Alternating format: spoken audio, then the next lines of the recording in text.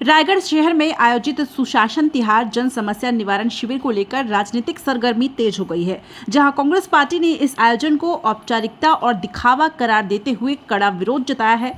कांग्रेस नेताओं का आरोप है कि इन शिविरों के माध्यम से आम जनता की वास्तविक समस्याओं का समाधान नहीं हो पा रहा है और यह केवल कागजी प्रक्रिया बनकर रह गया है।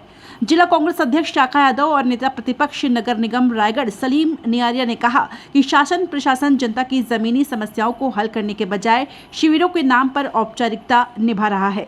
उन्होंने कई सवाल उठाते हुए पूछा कि क्या इन शिविरों में बिजली बिल की गड़बड़ी, भूमिहीन परिवारों को पट्टा, पात्र हितग्राहियों को योजनाओं का लाभ और बिजली कटौती जैसी समस्याओं का स्थायी समाधान किया जाएगा या नहीं। कांग्रेस नेताओं ने यह भी आरोप लगाया कि कई पात्र हितग्राही योजनाओं से वंचित है, जबकि कुछ अपात्र लोगों को लाभ मिल रहा है, जिससे पारदर्शिता पर सवाल खड़े हो रहे हैं। इसी मुद्दे को लेकर बड़ी संख्या में कांग्रेस कार्यकर्ता सड़क पर उतरे और विरोध प्रदर्शन किया। आवेदन का अवलोकन किया, लगभग 90% जो उनका आवेदन था उस पर किसी प्रकार का सुनवाई नहीं हुआ।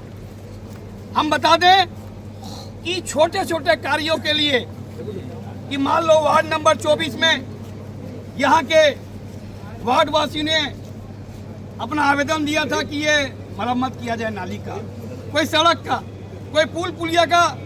रायगढ़ नगर निगम से ये उनको जानकारी दिया गया कि आपके प्राक्कलन तैयार कर लिया गया है, शासन से जैसे राशि आएगी आपका काम कराया जाए। कोई ऐसा समाधान होता है बताइए? दूसरी बहुत बड़ी संवेदनहीनता इस सरकार की है।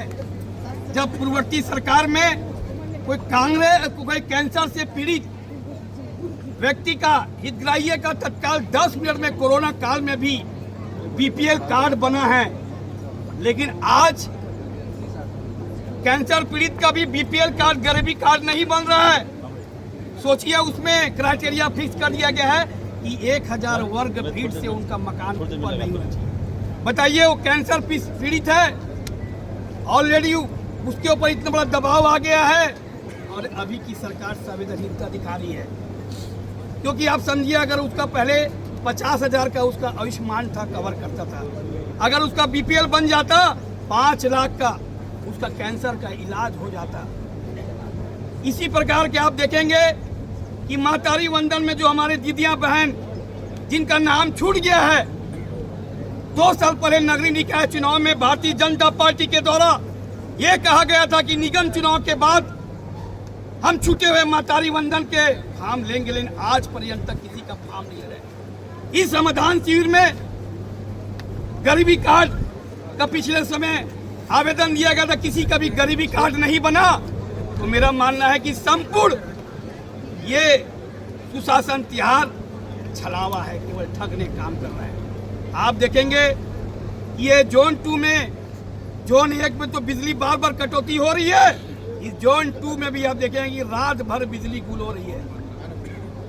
आज फोन भी उठाते नहीं हैं। सोचिए, बड़े अधिकारी के पास घर में इन्वर्टर है, लेकिन मध्यम वर्गीय परिवार कैसे अपने रात को सोएंगे बताइए आप?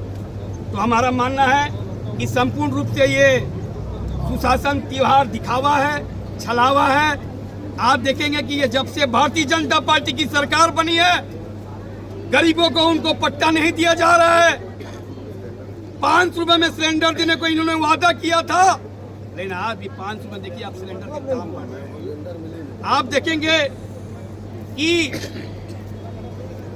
गरीबों के मकान तोड़े जा रहे हैं। आज अगर उनको पट्टा दिया जाएगा तो प्रधानमंत्री आवास का लाभ मिलता। भाई उदयराम सिद्धार्थ जी भी यहाँ मौजूद है, पूछिए कि पहले बीपीएल के कार्ड बड़ा सरल ढंग से बन जाया करता था, आज आप एक भी अगर शिविर में बीपीएल कार्ड बता देंगे तो हम ये बोल रहे हैं कि हमारा ये विरोध राजनीति है समझेंगे, लेकिन हमारे पास पूरे आंकड़े हैं। हम पावती लेके आए हैं पिछले सुशासन तिहार का, एक भी समाधान नहीं हुआ है। आज हम उस पावती के भी हम वहाँ होली जलाएंगे। इतना कहकर मैं हमारे बड़े भाई अनिल शुक्ला जी को चाहूंगा कि संक्षिप्त में अपनी बात रखें। भाई अनिल शुक्ला जी, बोलो भारत माता की।